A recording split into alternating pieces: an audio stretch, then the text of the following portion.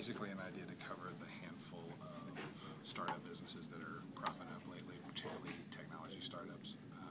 I find that they're some of my favorite ones to cover, both because of the enthusiasm that the individual folks bring to it, but also I enjoy playing with gadgets and I like technology. It's my favorite thing to goof off with when I have time. So to see local people that are doing those kinds of work, I find pretty exciting.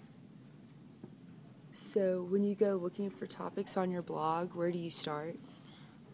One really good place to start has been a small nonprofit organization in town called Launch Memphis. Eric Matthews is the backer of that. He organizes a lot of the local community building events. And so once I got talking to Eric, which he couldn't be easier to get in touch with, it became really easy. He told me about places immediately, and then as I double-checked those, more opened up. So Launch Memphis downtown in the Emerge building in Maine and Patterson on the South Bluffs is a great place. A lot of people go there, and it's a pretty strong community, actually. So if I were to start a local business, what are some key things you would tell me? Be sure you have a clear idea, and then be open to that idea falling apart.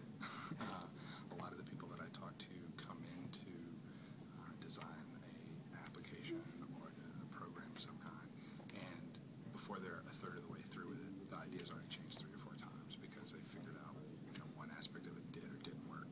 So I would just say be as flexible as possible and be ready for a lot of failures before you get to some success. What makes a business more successful, like a local business more successful in that way? From what I've seen so far, what the most important thing has been that the idea behind it has a clear path to revenue. A lot of guys have good ideas, but not really good way to sell it. So they might have a really good idea for a web service where they meet other entrepreneurs. But the problem with that is no one's going to pay for that, and ad revenue is not enough to make it pay for itself. So if you want to do that as a fun project, you can. But the real successful businesses seem to be the ones that from the first day have an idea of how they would make money, not just a good idea. And you think that technology, like going about the way like Twitter and Facebook and social promotion, do you think that is a real strong threshold for upcoming businesses? Oh God, everyone I talk to is desperate to get into social media space one way or another, to the point where it's almost ridiculous now. I would say my instinct is that everyone will be in social media, but there will be a bubble pop here in the next couple of years where the idea that you're paying a kid to run your Facebook page suddenly becomes less sensible. But I could be wrong. I'm stodgy. Where do you think that there will be something after social media? Like, do you think there's something better than social media for small businesses?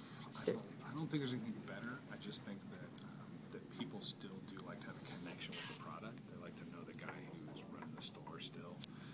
And so I think at a certain point, everything that we're buying that has no human face to it will become less appealing, and we'll start looking, sort of the trend will swing the other way. I mean, if you think about, every major city now has farmers markets everywhere. And that's because people long to buy vegetables that haven't been screwed over by shipping and factory farming.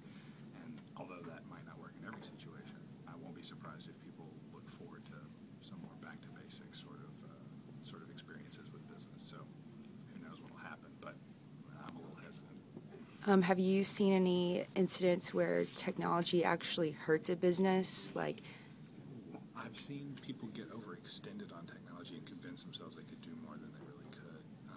I've seen retail stores in town, make huge investments in trying to sell on